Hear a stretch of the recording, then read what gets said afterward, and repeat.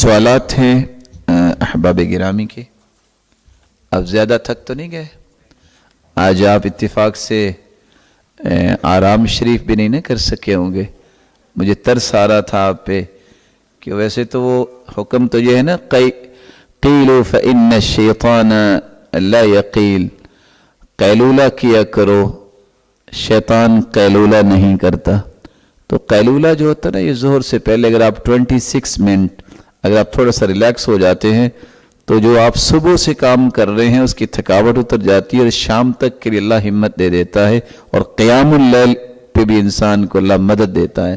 तो कैलूला करना तो ये सुन्नत भी है। तो एक होता है फ़ैलूला जो ज़ोहर के बाद सोते हैं, और बाज़ लोग फजरूला भी करते हैं, फजर के बाद सोते हैं। तो आज आपका गालिबन फजरूला रह गया ना, तो इसलिए ज़रा मुझे थोड़ा सा एहसास हो रहा है।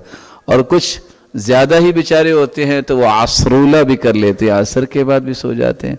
अगर अरबों का कौल है कि मन नाम बअदल अस्र फ़क़द तहम्मक, जो असर के बाद सोता है वो अहमक बन जाता है। अल्लाह सबको महफूज रखे।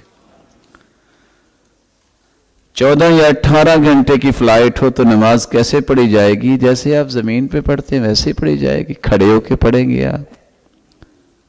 अगर डायरेक्शन मिल गई है और आपके पास जगह वहाँ है और फ्लाइट्स में होती है तो आप नमाज पढ़ लें वक्त पे, नहीं तो उतर के आप पढ़ लें। अल्लाह के रसूल ने 5 नमाज़ें खंदक, जंगे खंदक के मौके पे ईशा के वक़्त 5 नमाज़ें इकट्ठी पढ़ी हैं, तो आप भी इकट्ठी पढ़ लें अगर आप समझते हैं कि वहाँ कोई प्रॉब्लम है। मैये से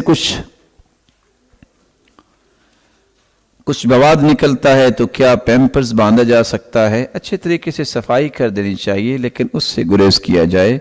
हाँ, अगर कोई ज़्यादा ही मसला हो तो फिर क़ुतन रुई इस्तेमाल करनी चाहिए।